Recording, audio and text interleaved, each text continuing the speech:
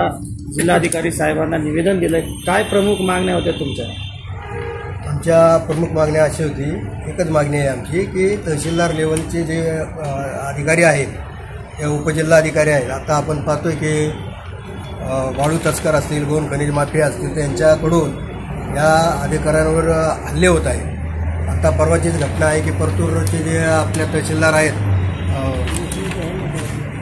त्यांच्यावरही हल्ला झाला। काल परवा बदनापूर तालुक्यामध्ये उपजिल्हाधिकारी जे आहेत आपले उमेश तायडे त्यांच्यावरही हल्ला झालेला आहे।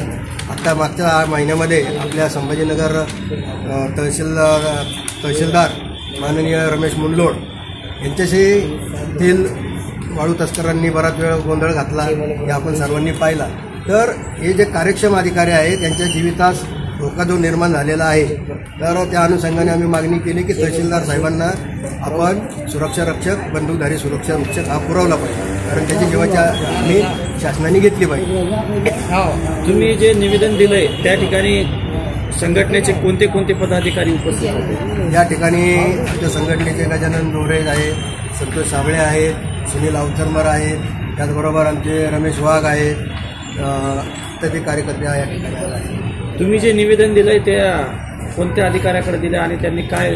या ठिकाणी आम्ही माननीय निवासी उपजिल्हाधिकारी माननीय विवेक खेरोळकर साहेब यांच्याकडे आम्ही निवेदन दिलेलं आहे आणि त्यांनी आम्हाला ग्वाही दिली की आम्ही याचा पाठपुरावा करू आणि निश्चितपणे एक चांगला निर्णय आमच्या बाजूने लागेल असं त्यांनी आम्हाला सांगितलं। आपलं नाव? माझं नाव गौतम दाभाडे, मी भिंडोला कराड सुरक्षा समितीचा संस्थापक अध्यक्ष आहे।